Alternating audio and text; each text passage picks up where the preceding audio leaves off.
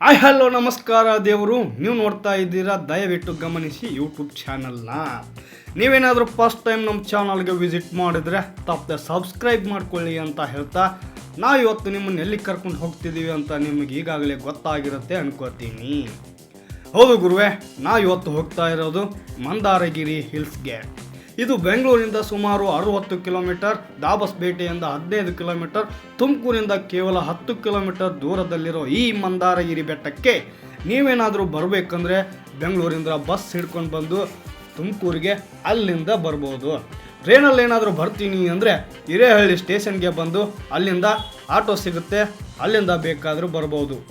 ವಾರದಲ್ಲಿ ಸಿಗೋದು ಒಂದು ರಜೆ ದಿನ, ಅದರಲ್ಲೂ ಬಸ್ಸು ರೈಲಿನ ಸಹವಾಸಕ್ಕೆ ನಾವು ಹೋಗಲ್ಲಪ್ಪ, ನಮ್ಮ ಹತ್ರ ಬೈಕ್ ಇದೆ, ಅದಕ್ಕೊಂಚೂರು ಪೆಟ್ರೋಲ್ ಹುಯ್ದುಬಿಟ್ಟು ಅದರಲ್ಲೇ ಒಂದು ದಿನ ಕಳಿತೀನಿ ಅನ್ನೋರು ಮಾತ್ರ ಒಂದೇ ದಿನದಲ್ಲಿ ಮಂದಾರಗಿರಿ ಸುತ್ತಮುತ್ತ ಇರೋ ಮಧುಗಿರಿ ಬೆಟ್ಟ, ದೇವರಾಯನ ದುರ್ಗ, ಸಿದ್ದರ ಬೆಟ್ಟ, ಶಿವಗಂಗೆ ಬೆಟ್ಟ, ಕೊನೆಯಲ್ಲಿ ಗೊರವನಹಳ್ಳಿ ಲಕ್ಷ್ಮೀ ದೇವಸ್ಥಾನ ನೋಡ್ಕೊಂಡು ಬರ್ಬೋದಾಗಿದೆ ಸ್ನೇಹಿತರೆ.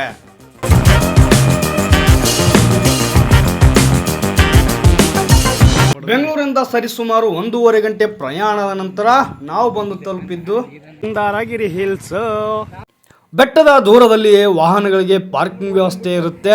ಬೈಕ್ನ ಪಾರ್ಕ್ ಮಾಡ್ಕೊಂಡ ನಂತರ ನಮ್ಮ ಕಣ್ಣಿಗೆ ಸಿಗೋದೆ ಬೆಟ್ಟದ ಕೆಳಗಡೆ ಇರೋ ನವಿಲಿನ ಪುಚ್ಚದ ಆಕಾರದಲ್ಲಿರೋ ಗುರು ಮಂದಿರ ಮತ್ತು ಚಂದ್ರಪ್ರಭಾ ತೀರ್ಥಂಕರರ ಏಕಶಿಲಾ ಪ್ರತಿಮೆ. ಆದರೆ ನಾವು ಫಸ್ಟ್ ಇದೆಲ್ಲ ನೋಡದೆ ಎನರ್ಜಿ ಮತ್ತು ಹುಮ್ಮಸ್ಸು ಇವೆರಡು ಇರೋವಾಗಲೇ ನಾವು ಬೆಟ್ಟ ಹತ್ತಿಬಿಟ್ಟು ಬರೋಣ, ಆಮೇಲೆ ನಿಧಾನಕ್ಕೆ ಗುರುಮಂದಿರ ನೋಡಿದ್ರಾಯ್ತು ಅಂದ್ಕೊಂಡು ಬೆಟ್ಟ ಹತ್ತೋದಕ್ಕೆ ಶುರು ಮಾಡಿದ್ವಿ.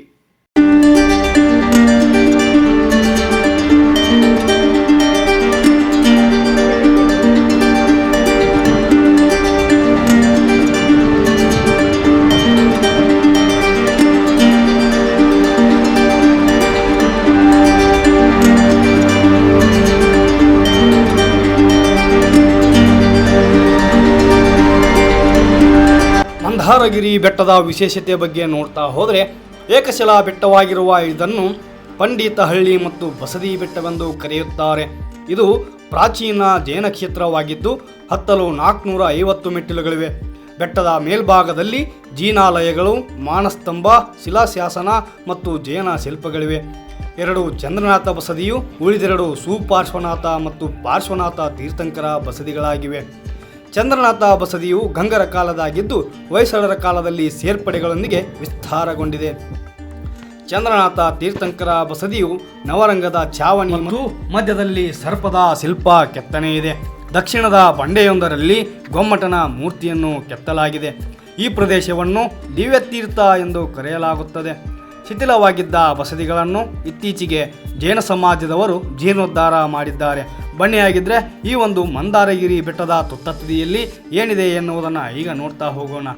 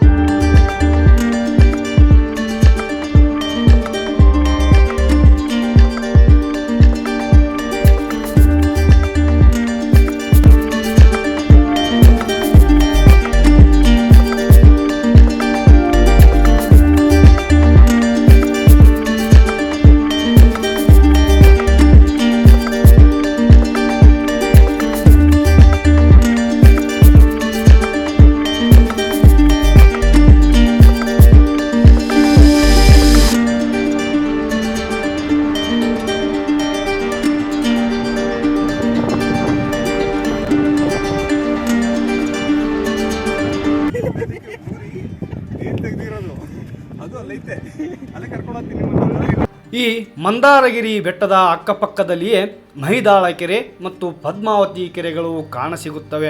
ಇವುಗಳಿಂದಲೇ ಈ ಬೆಟ್ಟದ ತುತ್ತ ತುದಿಯಲ್ಲಿನ ಪ್ರಕೃತಿ ನೋಟ ಸುಂದರವಾಗಿ ನಮ್ಮೆದುರಿಗೆ ಕಾಣುತ್ತಿದೆ. ಮಂದಾರಗಿರಿ ಬೆಟ್ಟದ ಕೆಳಗಡೆ ಚಂದ್ರಪ್ರಭಾ ತೀರ್ಥಂಕರರ 21 ಅಡಿ ಎತ್ತರದ ಏಕಶಿಲಾ ಪ್ರತಿಮೆ ಇದೆ. ಇದು ಗುರುಮಂದಿರದ ಸಮೀಪದಲ್ಲಿರುವುದರಿಂದ ಅಲ್ಲಿಗೆ ಬರುವ ಭಕ್ತರಿಗೆ ಸುಲಭವಾಗಿ ಕಾಣಸಿಗುತ್ತದೆ.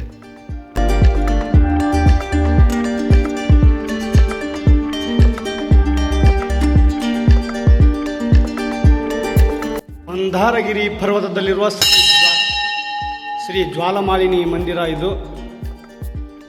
ನೀವೇನಿಲ್ಲಿ ನೋಡ್ತಾ ಇದ್ದೀರಾ, ಇದು ಮಂದಾರಗಿರಿ ಪರ್ವತದಲ್ಲಿರುವ ಆ ಬಾಹುಬಲಿ ಮೂರ್ತಿಯ ಕೆಳಗಡೆ ಇರತಕ್ಕಂಥ ಶ್ರೀ ಜ್ವಾಲಮಾಲಿನಿ ಮಂದಿರ.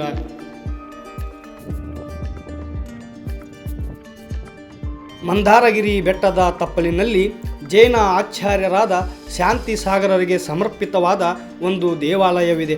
ಈ ದೇವಾಲಯದ ಹೆಸರು ಗುರುಮಂದಿರ.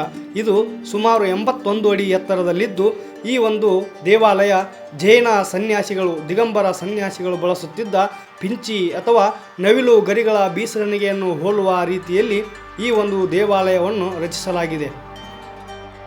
ಆದ್ದರಿಂದ ಈ ದೇವಾಲಯಕ್ಕೆ ನವಿಲು ದೇವಾಲಯ ಅಥವಾ ಪಿಂಚಿ ದೇವಾಲಯ ಮತ್ತು ಗುರುಮಂದಿರ ಎಂದು ಕರೆಯಲಾಗುತ್ತಿದೆ. ಸ್ನೇಹಿತರೆ, ನೀವೇನಿಲ್ಲಿ ನೋಡ್ತಾ ಇದ್ದೀರಾ, ಇದುವೇ ಆಚಾರ್ಯ ಶಾಂತಿ ಸಾಗರರಿಗೆ ಸಮರ್ಪಿತವಾದ ಗುರುಮಂದಿರದ ಒಳಚಿತ್ರಣವಾಗಿದೆ.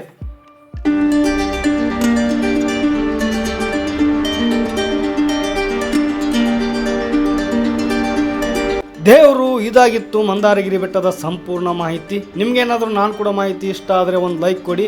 ಇದೇ ಥರದ ಮತ್ತಷ್ಟು ವಿಡಿಯೋಗಳಿಗಾಗಿ ತಪ್ಪದೆ ಚಾನಲ್ನ ಸಬ್ಸ್ಕ್ರೈಬ್ ಮಾಡ್ಕೊಳ್ಳಿ ಅಂತ ಹೇಳ್ತಾ ಮತ್ತೆ ಮುಂದಿನ ವಿಡಿಯೋದಲ್ಲಿ ಸಿಗ್ತೀನಿ. ಅಲ್ಲಿವರೆಗೂ ಟಾಟಾ, ಬಾಯ್ ಬಾಯ್.